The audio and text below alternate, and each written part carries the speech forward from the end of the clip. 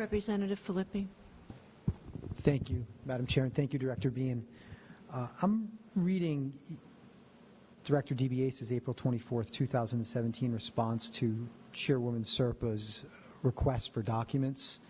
And I see in responding to request number 2, and that request was all correspondence between the Department of Administration and or the Executive Office of Health and Human Services regarding the March 7th civil investigative demand for documents.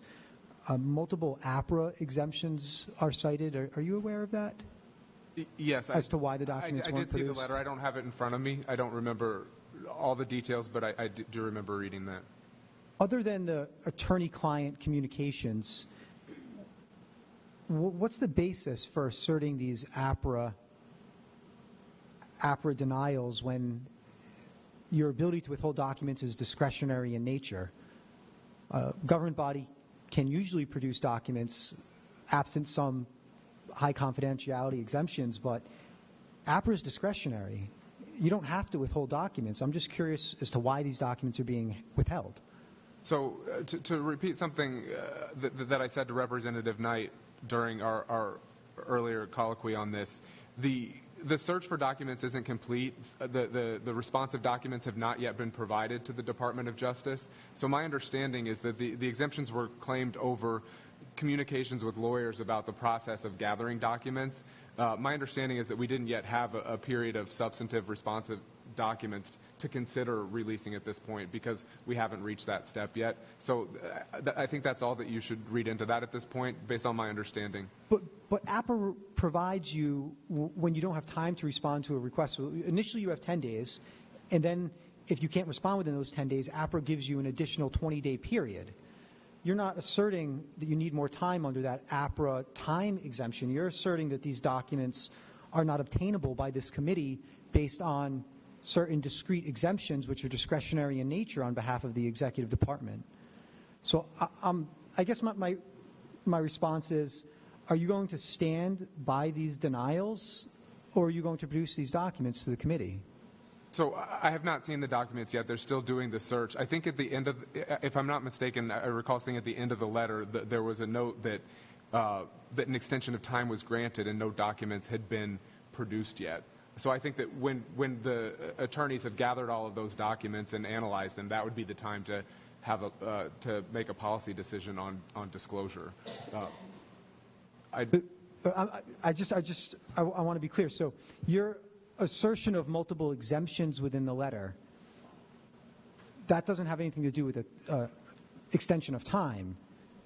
These exemptions within the letter are essentially saying that they're being withheld because, well, we'll just start on 38.224.4e, any records which would not be available by rule of court to an opposing party in litigation, records relating to an attorney-client relationship. I'm not as concerned with those. I understand the privilege. Preliminary drafts, notes, impressions, memoranda, working papers, and work products, investigatory records of public bodies. I mean, these are pretty broad exceptions that you don't have to assert.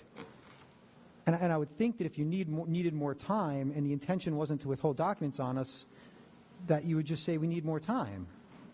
Well, so, Representative, if you look at request 3, that's the request for the list of the actual documents that were provided.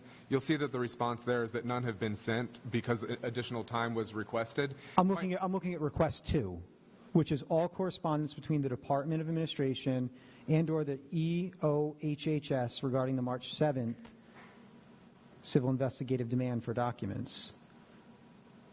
So my understanding is that that response was targeted at the fact that the communications that we have so far, since we haven't disclosed documents yet, are with attorneys trying to gather the information and make assessments over what's responsive. That's my understanding of it. I can certainly look into this more closely, and of course at some point we will have documents that are responsive that we share with DOJ, and we would be accepting legal advice on additional discretionary disclosures with the Oversight Committee. Well, let me ask you a question. Which discretionary disclosures is the Executive Department going to assert in response to this committee's request?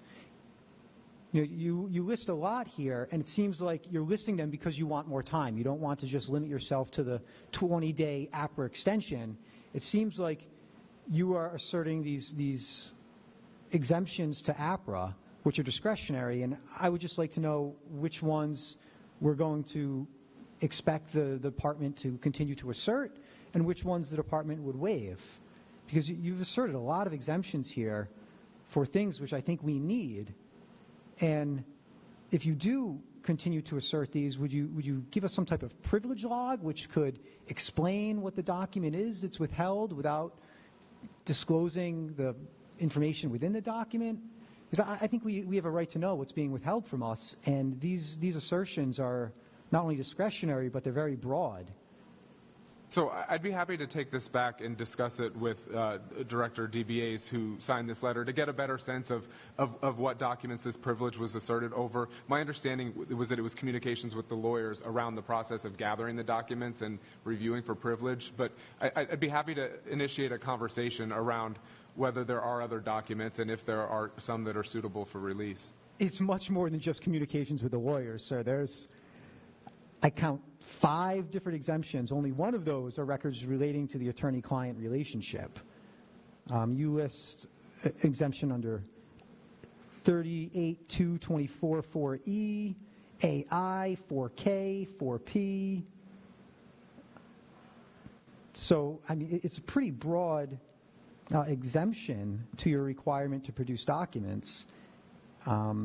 And I just don't know why, if it's discretionary, you want to withhold these from us. Whereas if you needed more time under request 2, you could have just asserted that we need more time, that we get the 20-day period.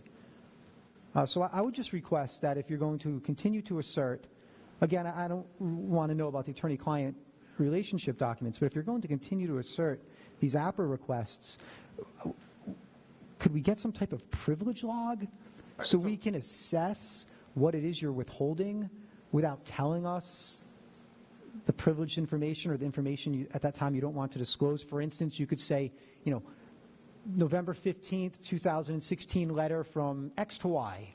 We're withholding that under exemption K in APRA. Something along those lines, so we can assess what's being withheld from us. I will go back and discuss this with Director DiBiase to get a better understanding of what documents these privileges were asserted over, with an eye towards disclosure or at least more information about why certain things are being withheld. I do think that we're at an earlier stage of the document collection process than may be assumed in this conversation. I think that we haven't reached the point where we have all of the documents and we've given them to DOJ yet. We're still gathering them. The request goes back to the very beginning of this project, dating back, I think, to 2011 or 12. But these are parallel tracks. The DOJ investigation is completely separate than this body's investigation. And as much respect as we have for the DOJ, we don't want our investigation to be impeded by your cooperation with their investigation. We have a right to get to the bottom of this as well.